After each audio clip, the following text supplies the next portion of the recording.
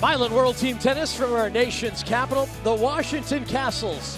5 consecutive years a champion, taking on the Springfield Lasers in their home opener here in 2016. I'm Leif Shirus along with Chanda Rubin. Let's look at the highlights. It started out in men's singles. Dennis Kudla of the Kastles, Benjamin Becker of the Lasers. A nice battle between two talented players. And very similar styles, both players getting a lot of balls back, but it was Becker who was the more aggressive player. And early in that match, Kudla, he had to battle to get into it, to keep it close. But in the end, it was Becker who had the extra shots at the right moment, and he was able to take that first set 5-3. Yeah, he broke Kudla's serve and then was able to serve it out. So a good start for the Lasers. Women's singles was up next.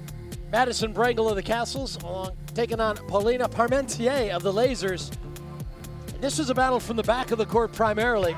And Brangle was getting the best of it. It was in that first game that Brangle really turned it around, ironically enough. After Becker won that first set, Parmentier had break point opportunities. She was not able to capitalize. Brangle was too solid, ended up running that set out 5-love, and that set the tone for the Kastles for the rest of the night. 8-5 for the Kastles going into the third event, the mixed doubles. It was Anderson and Krajicek taking on Leander Paes and Martina Hingis. Now, Bob Bryans came out and served the opening game for the Kastles, but this was a shot maker's delight. Paes was lighting it up. And this is the #1 mixed doubles team. We expected some great shot making from them, and that's what we got.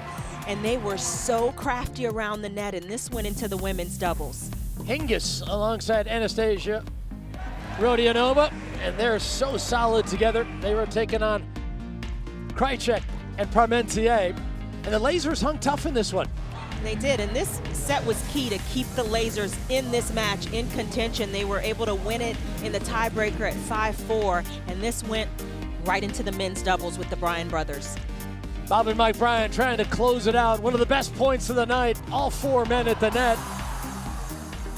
And this is where the Bryans are at their best. High energy, positive energy.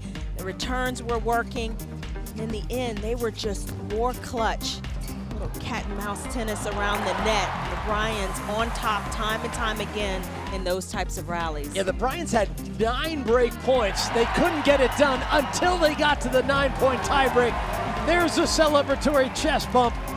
Murphy Jensen's involved, so is Leander Paes. The Kastles, the Bryans closing it out, take it 22-16.